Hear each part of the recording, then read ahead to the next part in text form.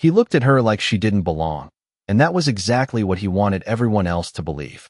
The restaurant glowed in warm amber light, the kind that made crystal glasses shimmer and polished marble floors reflect quiet luxury. The low hum of conversation blending with the soft clink of silverware and the distant sizzle from an open kitchen where precision ruled over chaos.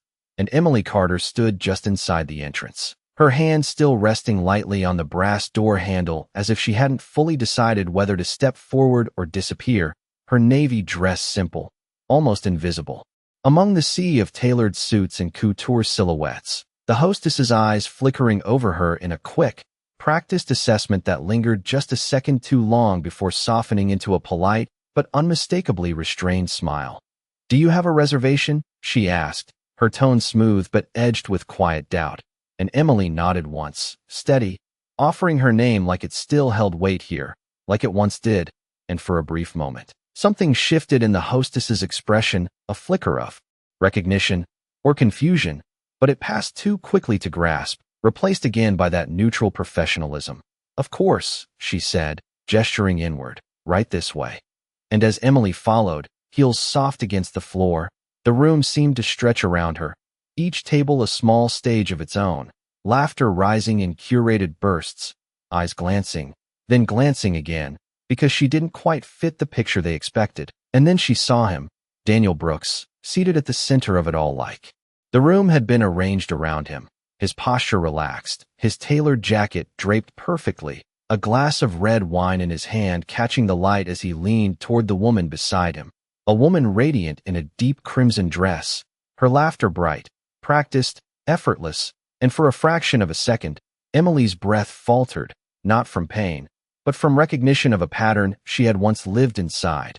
And Daniel looked up, as if pulled by instinct, his eyes meeting hers across the room, and there it was, that moment, that single fragile second where history hovered between them, where acknowledgement could have existed, but instead, his gaze passed over her, cool, deliberate, dismissive, as if she were nothing more than another guest drifting too close to his table. And then, with a faint, almost amused smile, he turned back to his company, continuing his conversation as though she had never been part of his world at all. And the silence that followed wasn't loud, but it spread, subtle and contagious, like a ripple through still water, a few heads turning, whispers threading through the air. "Do you know her?" someone murmured. "I don't think she's supposed to be here." Another voice replied, and Emily felt it, the weight of 100 quiet judgments pressing against her skin, the same kind she had once tried so hard to escape. But her shoulders didn't collapse, her gaze didn't drop. Instead, she moved forward, one step, then another, each movement measured, controlled, her heartbeat steady despite the tension curling beneath it, because this wasn't an accident, this wasn't a mistake. And as she passed a mirrored column, her reflection caught her eye for just a moment. Not the woman Daniel had left behind, not the version of herself shaped by his expectations, but someone quieter, stronger, someone who no longer needed to prove she belonged in a room like this.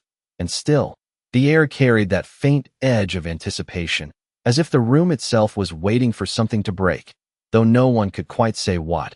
And somewhere beyond the polished walls, behind the closed doors of the kitchen, something unseen was already shifting, moving closer, though at this moment, no one, not the guests, not the staff, and certainly not Daniel Brooks, had any idea just how wrong he was about to be.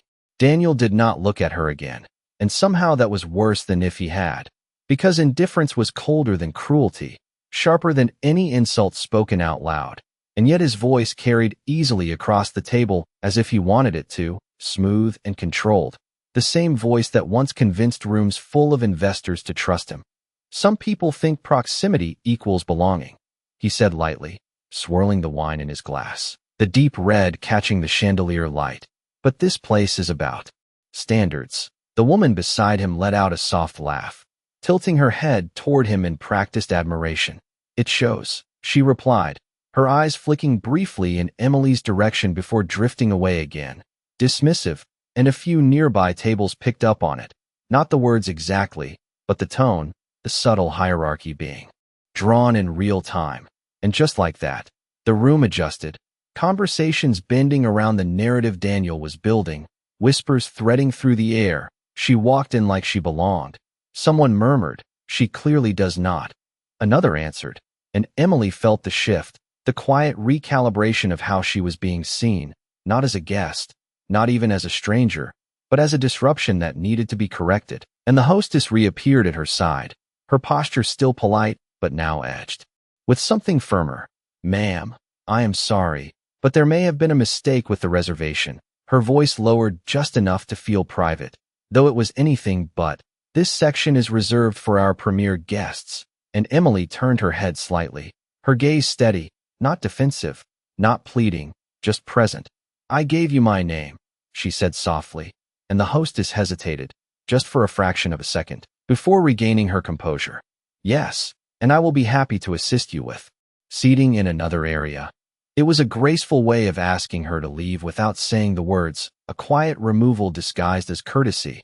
And across the room, Daniel leaned back in his chair, watching now, not directly, but enough, the faint curve of satisfaction touching his expression as if everything was unfolding exactly as he intended, and Emily could feel it, not just his gaze, but the weight of the room aligning with him, reinforcing the version of reality he was presenting, that she did not belong, that she never had, that whatever she once was had been defined by him and erased just as easily.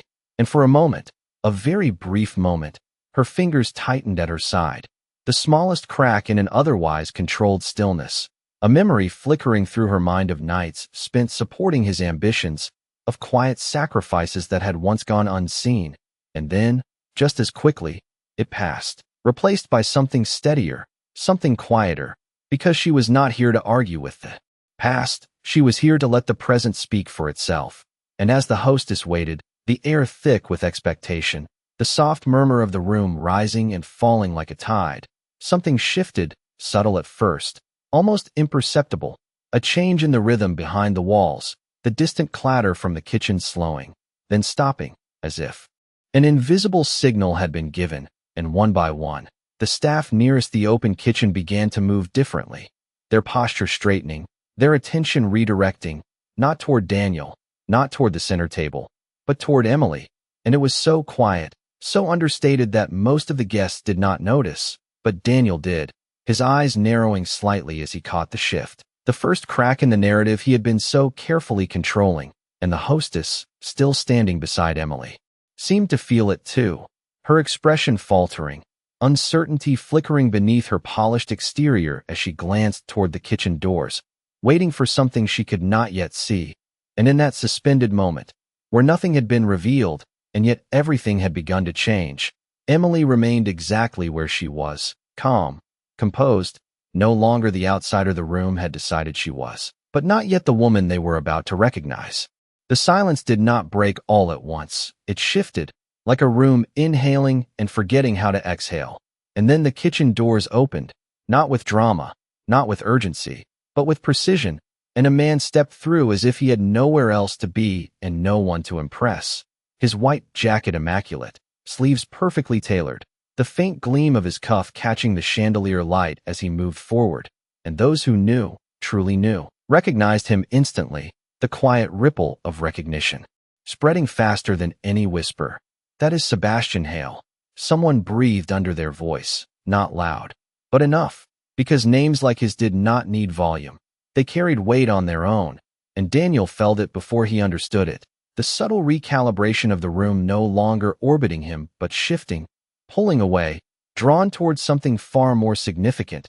And Sebastian did not look at the tables, did not acknowledge the guests, did not glance at Daniel, his focus unwavering as he crossed the marble floor, each step measured, deliberate, until he stopped beside Emily, close enough that the distance between them disappeared, and for the first time since she had entered the room, someone stood with her instead of against her, his presence quiet but undeniable, and when he spoke, his voice was low, controlled, the kind that did not need to rise to command attention.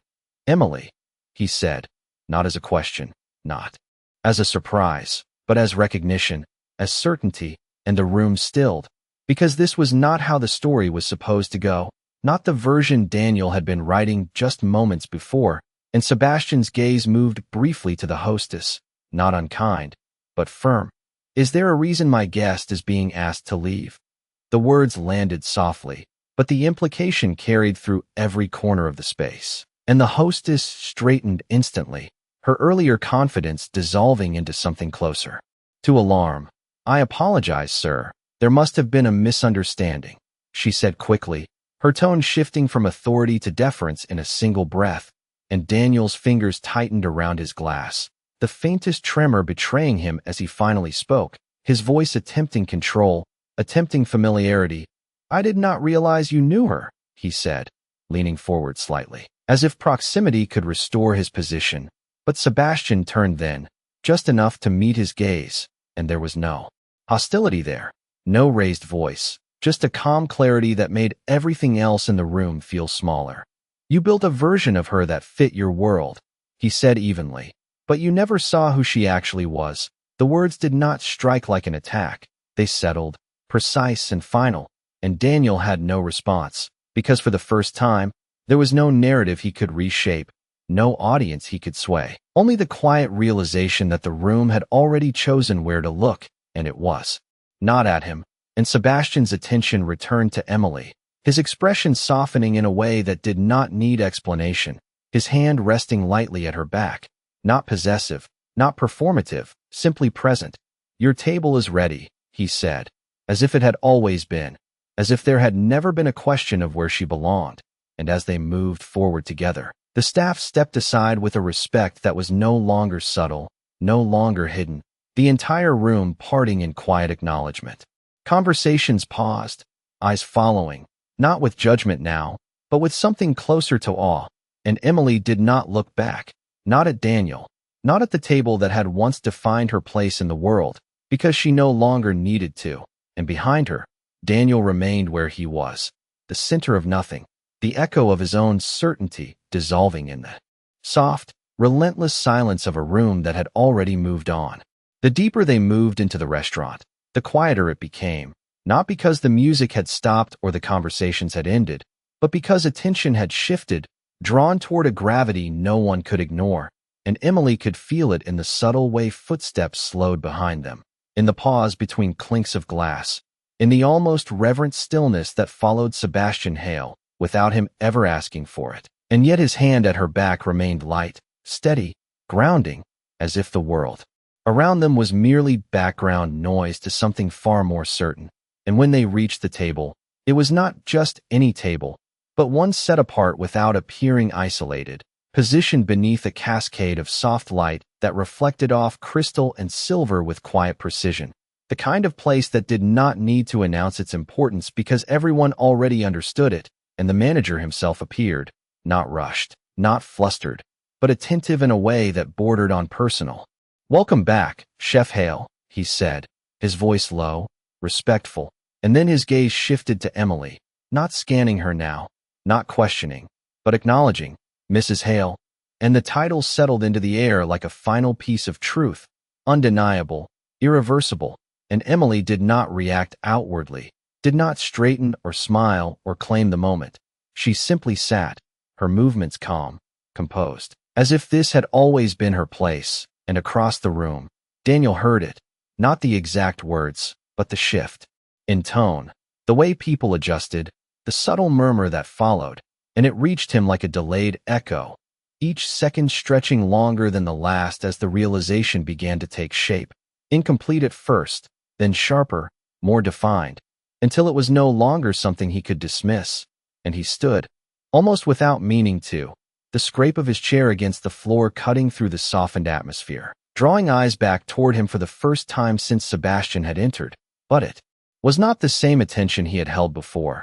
It was thinner, uncertain, and he took a step forward, then another, as if movement alone could reclaim control. "Emily," he called, her name unfamiliar in his voice now, stripped of ownership, and she paused, not turning immediately, allowing the silence to stretch just long enough to make the moment belong to her instead of him. And when she finally did turn, her expression was not cold, not angry, simply distant, as if she were looking at someone she used to know rather than someone who still mattered.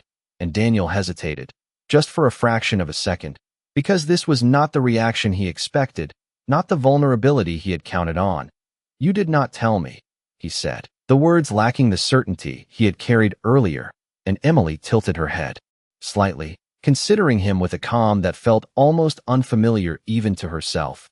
"You never asked," she replied, her voice quiet but steady, and there was no accusation in it, no need for one, because the truth had already settled in the space between them, and Sebastian remained beside her, not interrupting, not asserting himself, his presence enough, his silence louder than any defense could have been. And Daniel glanced at him then, really looked for the first time, seeing not just the man, but what he represented, the weight of reputation, the quiet authority that did not rely on performance. And it unsettled him in a way he could not disguise, because this was not a game he knew how to play, not a room he could control, and the woman beside him shifted, her earlier confidence faltering as she followed his gaze, her grip on his arm loosening ever so slightly, as if she too could feel the ground beneath them changing. And Emily turned back toward the table, the moment already complete in her mind, not something to extend or revisit. And as she sat once more, the room exhaled, conversation slowly resuming, but altered now, softer, more aware, and Daniel remained standing for a moment longer before returning to his seat, though nothing about it felt the same, because the center he had occupied so effortlessly before was gone, replaced by a quiet absence that no amount of confidence could fill. And across the room, Emily lifted her glass, the reflection of the light, catching briefly in her eyes, not as triumph, not as revenge, but as something far quieter, something earned, and far beyond Daniel's reach. The waiter poured the wine with quiet precision, the deep crimson settling into the glass like a reflection of something far more controlled than the chaos that had unfolded moments before, and Emily watched it for a second before lifting her gaze, not to the room, not to Daniel, but to Sebastian, who sat across from her now with the same calm presence he had carried from the kitchen, as if nothing about the evening had disrupted his rhythm, and in a way, it had not, because this had never been about disruption for him. It had simply been about correction, a quiet realignment of what should have always been obvious. And he studied her for a moment, not intrusively, not searching for weakness, but with a kind of steady attentiveness that felt rare in a world where most people only looked long enough to judge. "Are you all right?" he asked, his voice low, grounded, and Emily let out a breath she had not realized she was holding, the tension that had been coiled beneath her composure easing just slightly. "I am," she said, and this time it was not just something she was saying to maintain control. It was true, and that truth settled into her posture, into the way her shoulders relaxed, into the quiet steadiness of her hands as she reached for her glass, and around them, the restaurant had resumed its rhythm, but it was different now, more aware, the earlier whispers replaced with something quieter, more respectful, as if the room itself had recalibrated its understanding of who mattered and why. And across the space, Daniel sat with his back straighter than before, his movements more deliberate, but the ease was gone, replaced by something that looked almost like hesitation, like he was measuring every glance, every word, aware now that the room no longer moved with him, and the woman beside him leaned in, speaking softly, but there was a question in her expression that had not been there earlier, a subtle distance forming where confidence had once been effortless, and Daniel nodded as if to reassure her, but the gesture lacked conviction, because he could feel it too, the shift he could not undo, and he looked toward Emily again, not with dismissal this time, but with something more complicated, something edged with realization. And for the first time that evening, he was not the one controlling the narrative. He was reacting to it, trying to understand a version of events that did not place him at the center, and that unsettled him more than any direct confrontation could have. And back at the table, the first course arrived, presented with quiet ceremony, each detail exact, each movement intentional, and Sebastian did not announce it, did not draw attention to himself, but the respect in the staff's demeanor made it clear that everything in this space carried his influence, his standards, his vision, and Emily noticed it, not as spectacle, but as structure, something built carefully over time, something that did not need to prove itself because it already had, and she thought, briefly, of the years behind her, the one spent trying to fit into a life that had never quite belonged to her, the compromises that had once felt necessary, the silence she had mistaken for peace. And then she looked at the present, at the table in front of her, at the man across from her who had not needed to diminish her to stand beside her. And the contrast was not loud, not dramatic. It was quiet, undeniable, and she realized then that nothing about this moment required her to reclaim anything from Daniel, because she had already moved beyond the need to. And when Sebastian lifted his glass, not as a performance, but as a simple acknowledgement, she mirrored the gesture, the soft sound of crystal meeting crystal carrying a different meaning than the clinking that had filled the room earlier. This one not about display, but about presence. And somewhere behind them, Daniel finally looked away, his attention dropping to the table in front of him as if the answers he wanted might be found there. But they were not, because the truth had already been revealed, not in a single dramatic moment, but in the quiet, steady way the entire room had shifted, and Emily did not need to look back again to know it. The second course arrived without announcement, placed with the same quiet precision that seemed to define everything within Sebastian's reach, a delicate composition of color and texture that drew soft murmurs of appreciation from nearby tables. And Emily noticed the way the server described it, not rushed, not rehearsed, but with a kind of reverence that suggested this was more than food. It was intention translated into form. And she listened, not because she needed to understand every detail, but because it grounded her, anchored her in the present moment rather than the echoes of what had come before. And Sebastian watched her with a subtle attentiveness, not evaluating, not expecting, simply observing, as if he valued the way she experienced things rather than how she performed them. And for the first time that evening, Emily allowed herself to smile, small but real, the kind that did not ask for approval.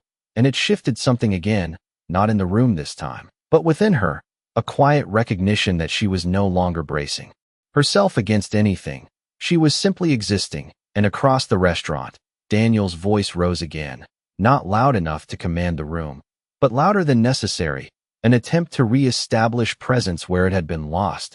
"It is all presentation," he said, gesturing toward his plate, as if dismissing something he could not fully grasp. "People confuse atmosphere with substance." The words landed awkwardly, lacking the easy confidence they once carried, and the people at his table nodded. But their agreement felt thinner now, their attention divided, their glances drifting toward the other side of the room, where something more authentic was unfolding. And Daniel noticed it, the subtle lack of alignment, the way his words no longer anchored the space around him. And he leaned back, forcing a casualness that did not quite hold, while the woman beside him adjusted her posture. Her earlier brightness dimmed by uncertainty she could not conceal, and Emily did not turn, did not react. Because she no longer needed to measure herself against his voice. It had already lost its reach, and Sebastian spoke again, his tone even, conversational. "You used to design spaces," he said, not as a question, but as a memory he respected enough to keep intact. And Emily blinked slightly, surprised not by the fact itself, but by the way he said it, without judgment, without diminishing what it had been. "I did," she replied, her voice thoughtful. "A long time ago." And he nodded once, as if time did not lessen its value. "You still see things that way," he said, glancing briefly at the room. "The way you walked in, you noticed everything." And she followed his gaze for a moment, taking in the symmetry, the light, the careful balance of movement and stillness. And she realized he was right. She had always seen the structure beneath the surface, even when she had been told it did not matter, even when she had been made to believe it was insignificant. And something about that recognition settled deeper than anything Daniel had said or done that night. Because it was not about correction, it was about acknowledgement. And as the meal continued, course by course, the rhythm of the evening redefined itself, no longer centered on spectacle or hierarchy, but on presence, on intention, on quiet authority that did not need to prove itself. And Daniel's table grew quieter in contrast, their conversation fragmenting into smaller, less certain exchanges, the energy dissipating in a way that could not be forced back into place. And he sat there, aware now in a way he had never been before, aware of the distance he had created, aware of the version of Emily he had constructed and dismissed, and how incomplete it had always been.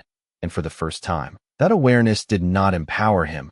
It unsettled him, because there was nothing he could do with it, nothing he could reshape. And across the room, Emily lifted her glass again, not in celebration, not in defiance, but in quiet acknowledgement of something far more lasting than either. The simple, steady truth that she had already stepped beyond the version of herself he had tried to define, and she did not need to say a word for it to be understood.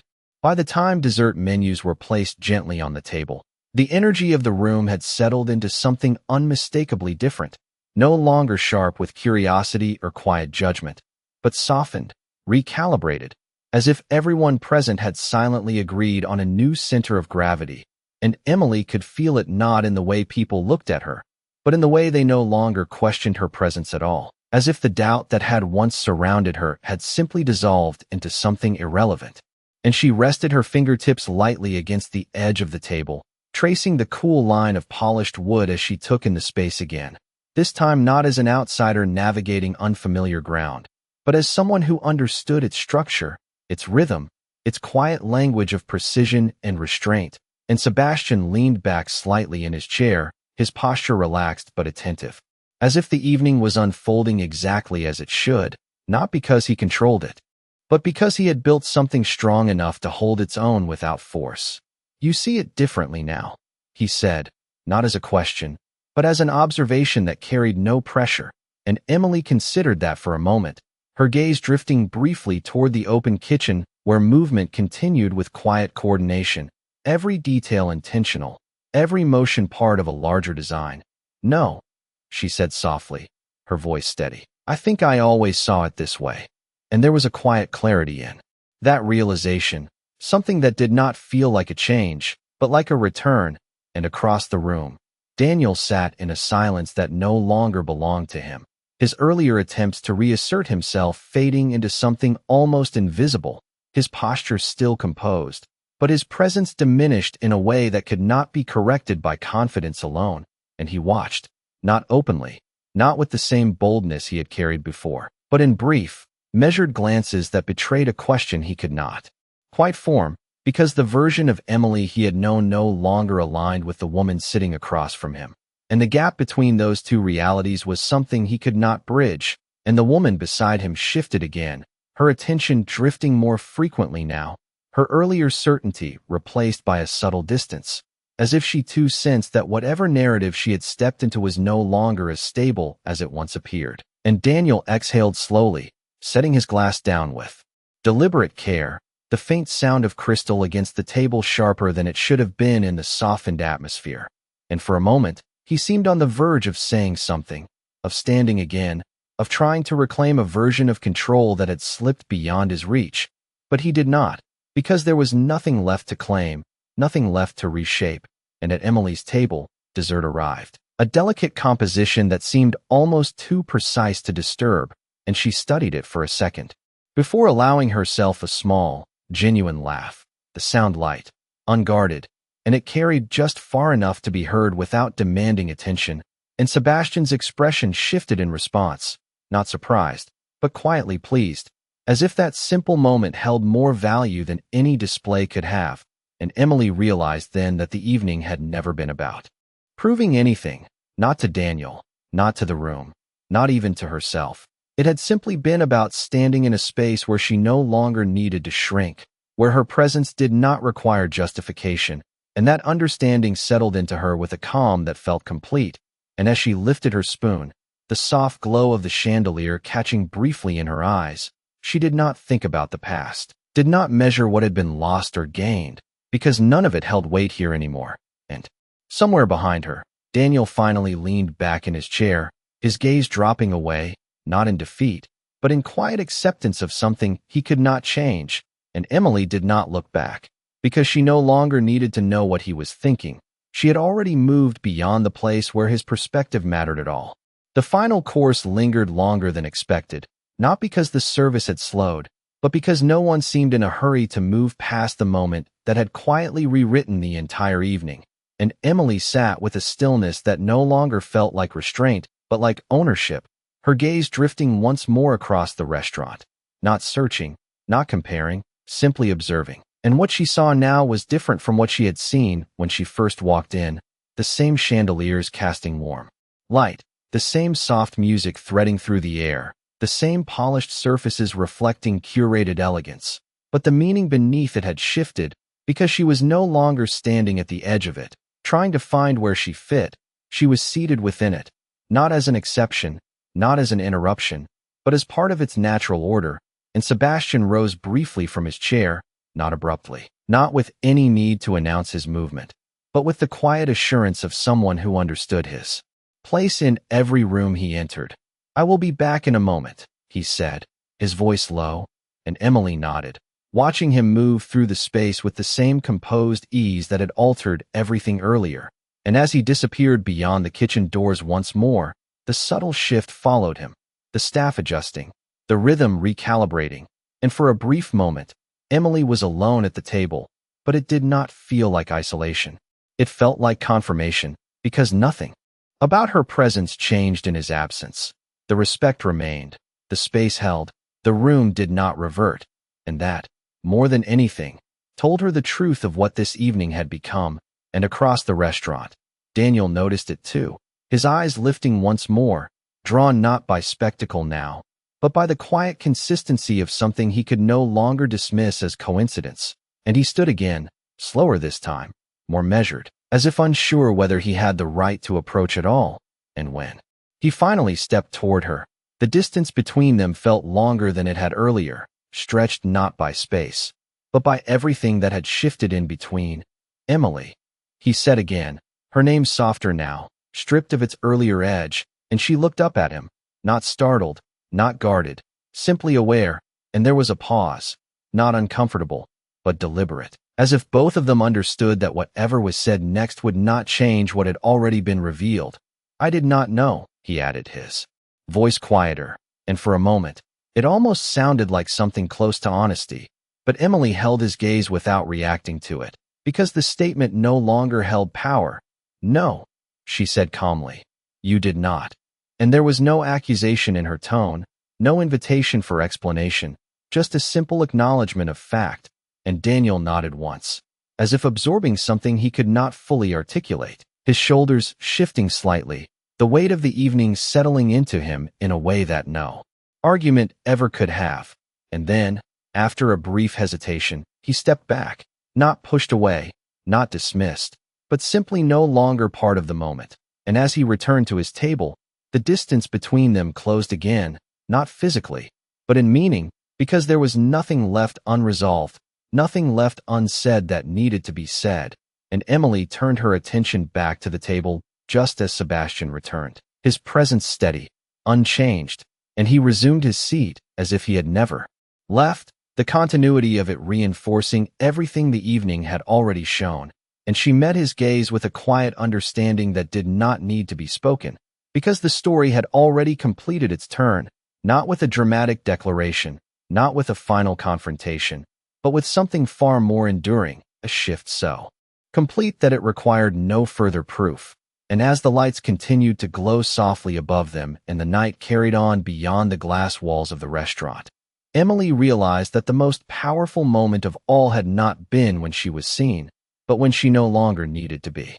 The check was never brought to the table in the way it usually was. No discreet leather folder placed at the edge, no quiet clearing of plates to signal the end. Because the evening did not feel like something that needed to be concluded, it felt complete on its own terms. And Emily noticed it in the way the staff moved around them, unhurried, attentive, as if time inside this space answered to a different rhythm. And Sebastian sat across from her with that same composed stillness, his presence. No longer something that shifted the room, but something that defined it without effort. And for a moment neither of them spoke, not because there was nothing to say, but because silence between them did not need to be filled.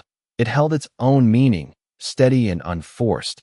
And Emily let her gaze rest on the small details again, the soft reflection of light in the glass, the precise placement of each element on the table, the subtle coordination of movement in the background. And she realized that what she was seeing now was not just a restaurant.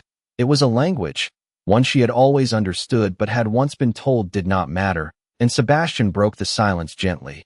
"You never stopped noticing," he said, his voice calm.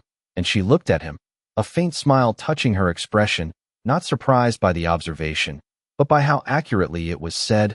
"No," she replied. "I just stopped explaining it to people who did not listen." And he nodded once, not in agreement alone, but in recognition, as if that answer carried more weight than it appeared to. And across the room, Daniel's table had begun to empty, chairs shifting, quiet goodbyes exchanged, but there was no lingering energy there, no sense of something unfinished, only the soft dissolution of a moment that had already passed its peak. And Daniel remained seated a second longer than the others, his gaze drifting once more toward Emily.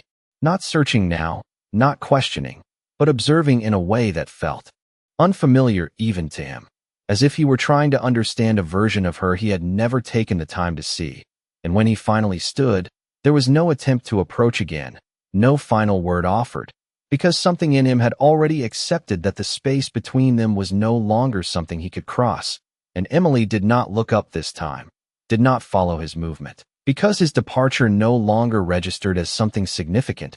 It was simply part of the background, a detail, in a scene that no longer revolved around him. And as the restaurant continued its quiet rhythm, Sebastian reached for his glass, lifting it slightly in a gesture that felt less like a toast and more like acknowledgement. "To clarity," he said, the words simple, but precise, and Emily mirrored the gesture. The faint sound of crystal meeting crystal carrying a different resonance now, not marking a beginning or an end, but a recognition of what had already settled into place. And she held his gaze for a moment longer than before, not out of hesitation, but out of certainty, because nothing about this evening had been accidental, not her decision to walk in, not his presence, not the way the room had shifted. It had all aligned in a way that did not need to be forced. And as she set her glass down, the soft glow of the chandeliers reflecting briefly in its surface, she understood something that had taken far longer to reach than this single night, that belonging was never about being accepted into someone else's world. It was about standing fully in her own, and the rest would always follow. And outside, beyond the tall windows, the city moved in its endless rhythm, unaware of the quiet transformation that had taken place within these walls. But inside, everything had already changed, not loudly, not dramatically, but completely, and Emily did not need to say it, did not need to prove it, because the truth of it was already visible in the way she sat, in the way she breathed, in the way the world no longer needed to adjust for her to feel like she belonged. The night did not end abruptly. It unfolded, gradually loosening its hold on the room as tables cleared and the soft cadence of conversation thinned into something quieter, more private. And Emily rose from her seat with a calm that felt unforced, the subtle rustle of fabric against the chair barely audible beneath the low music, and Sebastian stood with her, not out of obligation, but as if the movement itself was shared, natural. And the manager appeared once more, not to present a bill, not to conclude a transaction, but to acknowledge their departure with the same measured respect that had defined every interaction since the moment Sebastian had stepped into the room. "Thank you for joining us this evening," he said, his tone sincere, and Emily inclined her head slightly, receiving it not as a courtesy extended, but as something returned. And as they moved toward the entrance, the staff along the way shifted subtly, not drawing attention, not performing, but recognizing. And the path that had once felt uncertain when she entered now opened without question, each step grounded, each breath steady. And when the door was held for her, the cool night air met her skin like a quiet contrast to the warmth inside, carrying with it the distant hum of the city, the soft rush of passing cars, the faint echo of life continuing beyond the carefully curated world she had just left. And she paused for a fraction of a second at the threshold, not hesitating, but absorbing, the transition marking something more than the end of an evening. And Sebastian stepped beside her, his presence unchanged by the shift in setting, just as steady beneath the open sky as it had been beneath crystal light. And for a moment they stood there, the city stretching outward in lines of light and motion. And Emily exhaled slowly, not releasing tension, but acknowledging a clarity that had settled fully into place. And behind them, through the glass, the restaurant remained luminous, its interior still moving in quiet precision, but it no longer held the same significance it had when she first approached it, because she no longer measured herself against it. It was simply one space among many, and as they began to walk, the sound of their steps softened by the pavement. Emily glanced once at the reflection in the window they passed, catching only a fleeting image of herself, not to evaluate, not to confirm, but to recognize. And the woman looking back did not carry the uncertainty that had once defined her. There was no question in her posture, no need for validation in her expression, only a quiet certainty that did not ask to be seen. And Sebastian spoke after a moment, his voice blending easily with the rhythm of the city. "You knew before you walked in," he said, and Emily considered that, her gaze lifting slightly toward the skyline. The lights scattered like distant constellations. "I hoped," she answered, her tone thoughtful. "But I did not need it to be true," and he nodded once, understanding the distinction without needing it explained, because the evening had not given her something she lacked. It had revealed something she already held, and as they continued down the sidewalk, the distance between where she had been and where she stood now no longer felt like something measured in time or circumstance. It felt like a shift in perspective, one that could not be undone by a single moment or a single person. And somewhere behind them, Daniel stepped out of the restaurant as well, his figure briefly reflected in the same glass before turning away in another direction, his path diverging without intersection, and Emily did not notice, not because she avoided it, but because it no longer occupied any space in her awareness. And as the city moved around her, unpaused and indifferent, she realized that the most significant change of all was not how the world had responded to her, but how she no longer needed it to. And with that, she kept walking, not away from something, but fully into herself. The city stretched wide and indifferent, its rhythm steady, its lights reflecting off glass and steel as if nothing within it had shifted at all. And yet Emily felt the difference with every step she took, not in the world around her, but in the way she moved through it, her pace unhurried, her shoulders relaxed, her breath even, as though something that had once weighed on her without her fully recognizing it had finally dissolved. And beside her, Sebastian walked with the same quiet presence, his hands loosely at his sides, his gaze forward, not guiding her, not leading, simply walking in parallel. And for a moment neither of them spoke, the silence between them no longer something to be filled, but something to be shared. And as they reached the corner, the soft glow of a street lamp casting a warm circle of light onto the pavement, Emily slowed slightly, her eyes lifting toward the buildings that framed the skyline, their windows illuminated in scattered patterns that hinted at countless unseen lives unfolding within. And she thought about how easily she had once believed that belonging was something granted, something defined by proximity to the right people or acceptance into the right rooms, and how that belief had shaped so many of her choices, had quieted her instincts, had made her question her own worth in spaces where she had already earned her place. And she let out a small breath, not heavy, not burdened, just thoughtful, and Sebastian glanced at her, not interrupting, but noticing. "You are somewhere else," he said, his voice low, and she smiled faintly, not denying it. "Just remembering," she replied, and he nodded once, as if memory was not something to be avoided, but something to be understood, and they continued walking, the sound of distant traffic blending with the occasional echo of footsteps from passing strangers, each moment grounding her further in the present. And she realized that what had changed was not the world itself, not the expectations or the judgments that existed within it, but her relationship to those things, the way they no longer held the same authority over her. And it was a subtle shift, one that could not be seen from the outside, but it altered everything. And as they approached a quieter stretch of the street, where the noise softened and the lights grew less intense, Emily slowed again, turning slightly toward Sebastian, her expression thoughtful. "Why did you come out tonight?" she asked, not out of doubt, but out of curiosity. And he considered the question for a moment, his gaze drifting briefly upward before returning to her. "Because I knew you would," he said simply, and there was no elaboration, no attempt to make the answer more than it was. And she studied him for a second, understanding that what he meant was not about coincidence, but about recognition, about seeing something in her that she had not fully trusted in herself until now.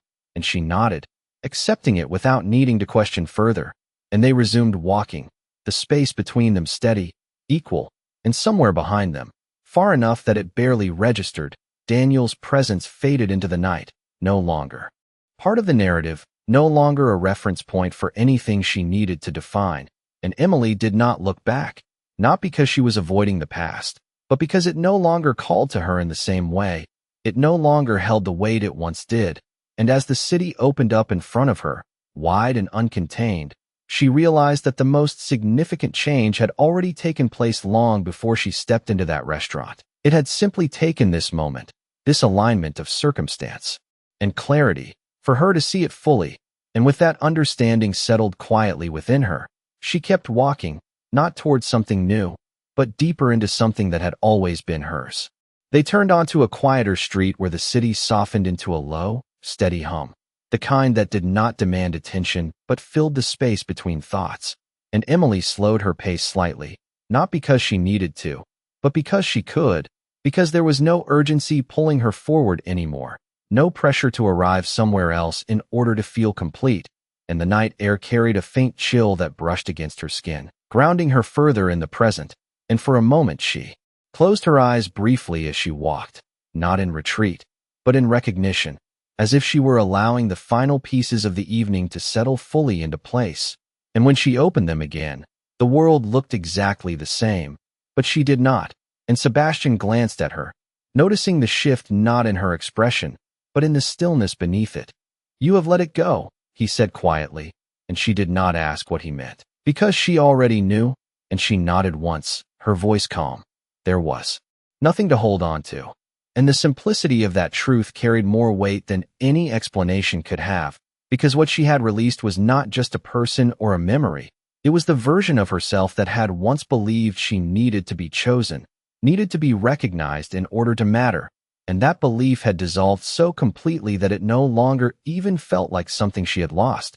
It felt like something she had outgrown, and they continued walking, the space between them steady and unspoken, not filled with expectation, but with quiet understanding, and as they reached a crosswalk, the light shifted from red to green, casting a soft glow across the pavement, and Emily paused for a fraction of a second before stepping forward, the movement small but deliberate, as if it marked something more than just crossing a street, and halfway across, she looked ahead, not back, not to the restaurant, not to the past, but forward, into a space that no longer felt uncertain, and she realized then that closure had not come from confrontation, not from words spoken or apologies given, but from clarity, from seeing the truth of things without distortion, and choosing herself without hesitation.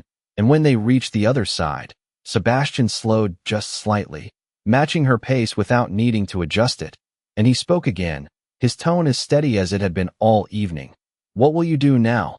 And the question was not about plans or destinations, it was about direction, about intention, and Emily considered it for a moment, not searching for an answer, but allowing one to surface naturally, and a faint smile touched her lips, not bright, not performative, just certain.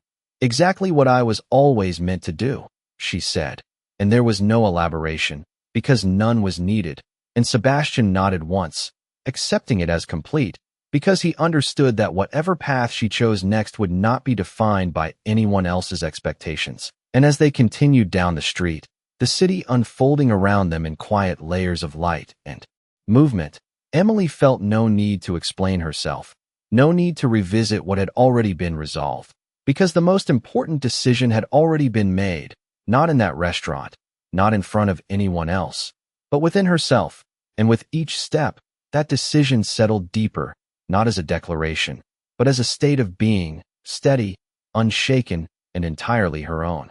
The street stretched ahead in a quiet line of light and shadow, the rhythm of the city softening into something almost reflective, and Emily walked without hesitation, her steps steady, her breath even, as if she had finally found the pace that belonged to her and no longer needed to adjust it for anyone else. And beside her, Sebastian remained a constant presence, not guiding, not leading, simply there, and for a moment, neither of them spoke, the silence between them no longer something that needed to be filled, but something that held its own quiet meaning. and as they reached the end of the block, the faint glow of a parked car reflected along the pavement, its sleek surface catching the ambient light in subtle curves, and Sebastian paused, turning slightly toward her, not with urgency, not with expectation, but with a calm awareness of the moment settling into its final shape, and Emily stopped as well, her gaze lifting briefly to meet his, and there was no question in it, no uncertainty, only recognition, and he offered a small nod, the kind that did not signal an ending, but an understanding. This was never about proving anything, he said quietly, and she let the words rest for a second before responding, her voice just as steady. No, she said. It was about remembering, and the simplicity of it carried everything that had unfolded, every glance, every silence, every shift that had rewritten the meaning of the night, and a faint smile touched Sebastian's expression, not broad, not dramatic, but real, as if that answer confirmed something he had already known, and he stepped back slightly, not creating distance, but allowing space, the kind that did not separate, but respected, and Emily felt it, that subtle acknowledgement that nothing about what came next needed to be rushed or defined, because it already stood on its own, and she turned her gaze forward again, toward the quiet stretch of the street, the city continuing in its endless motion, indifferent yet somehow aligned with the calm she carried. And for a moment, she simply stood there, not waiting, not deciding, but existing fully in the space she had stepped into. And then she began to walk again, not away from the past, not towards something uncertain, but forward with a clarity that did not require explanation. And behind her, the restaurant remained a distant glow, no longer a place of judgment or memory, but just another part of the city, and somewhere within it, Daniel's presence had already faded into something irrelevant, a detail that no longer shaped her direction or her sense of self, and Emily did not think about him, did not revisit the moment, because there was nothing left to resolve, nothing left to reclaim, and as she moved further down the street, the night opening around her in quiet layers, she realized that the most powerful transformation had not been seen by the room, had not been marked by applause or recognition. It had happened within her, in the silent shift from seeking to knowing, from waiting to choosing. And that kind of change did not need witnesses. It did not need validation. It simply existed, steady and undeniable. And as the city lights stretched endlessly ahead, reflecting softly in the distance, Emily walked into them without hesitation, not because she had something to prove, but because she finally understood that she never had to.